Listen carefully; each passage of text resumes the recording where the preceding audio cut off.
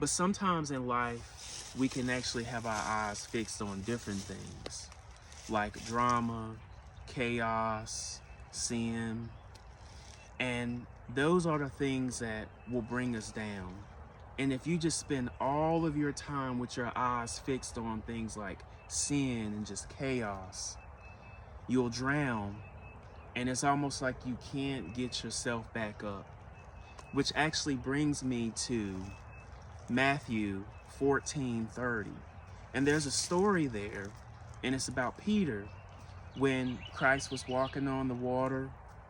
And, Peter was on the boat with the disciples, and he said to Christ, he said, "Lord, if it's you, let me come out to you." And Christ, he tells Peter, come on out. And so Peter, he gets out of the boat and begins to walk toward Christ.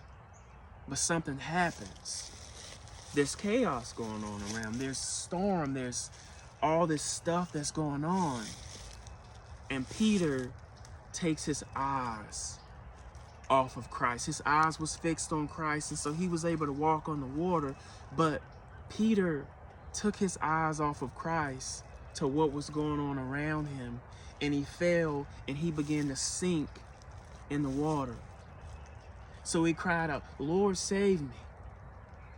And the Lord reached down with his hand and he pulled Peter out of the water. And he said that Peter fell because Peter doubted him. And Peter, he put his focus on what was going on around him instead of keeping his eyes fixed to Christ, fixed on him. So think about this. What happens when we just fix our eyes on sin and we cannot take our eyes off of sin? Well, if you can't, you're going to drown. You're going to drown in your sins. And the only person who can save you from drowning in your sins is Jesus. We got to call out to the Father.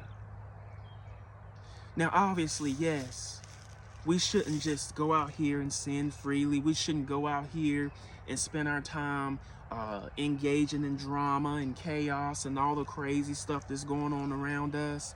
But if that's all that you fix your eyes on, you're going to have a lot of trouble in your heart. So that's why we really need to spend all of our time and make sure our eyes are fixed on the Father, fixed on Christ.